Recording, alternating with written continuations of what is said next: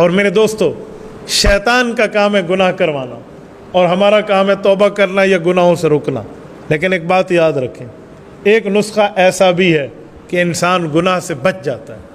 گناہ کرتے ہوئے بھی وہ نسخہ اگر مستحضر ہو نا، بالکل بندے کے دماغ میں ایسے ہو جیسے ہونے کا حق ہے، بندہ گناہ موقع پر چھوڑ دیتا ہے.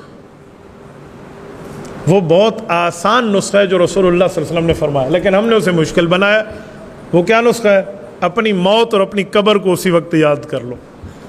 جس وقت گناہ ہو رہا ہے نا، فوراً سوچو میں نے مرنا ہے اور میری قبر ہونی ہے. اور قبر کا تصور کیسے ہے؟ بندہ بیڈ پہ لیٹا ہوا ہے، بہترین قسم کا نرم گدا ہے، زبردست قسم کی کمرے میں 16 نمبر پہ کولنگ ایسی کی جاری ہے اور ٹھنڈک میں اچھا سانس لے رہا ہوں.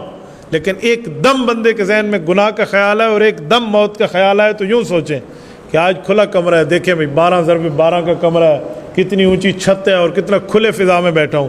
ایک وقت آئے گا جو میرے سینے کے اوپر 1 فٹ پہ بھی زیادہ نہیں ہوگا، اس سے بھی کم ہوگا، اور وہ قبر کی چھت ہوگی اور میں قبر کی پاداش میں ہوں گا اور قبر بند ہو چکی ہوگی. اس وقت باہر میں کسی آدمی کو بلانے کے لیے میرے پاس کسی قسم کا سوشل میڈیا نہیں ہوگا، کسی قسم کا الیکٹرانک میڈیا، پرنٹ میڈیا، کوئی بیل، کوئی گھنٹی، کوئی الارم، کوئی آواز، کوئی ندا، کوئی تنبیہ، کچھ نہیں ہوگی.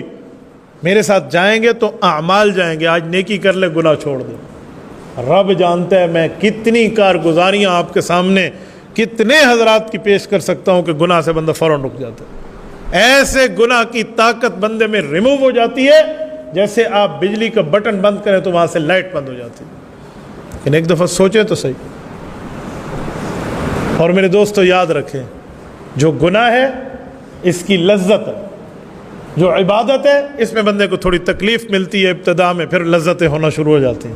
لیکن گناہ کی لذت یہ وقتی ہے، گناہ کا عذاب یہ ہمیشہ کے لیے. عبادت کی تکلیف یہ وقتی ہے، لیکن عبادت کا اجر یہ ہمیشہ کے لیے.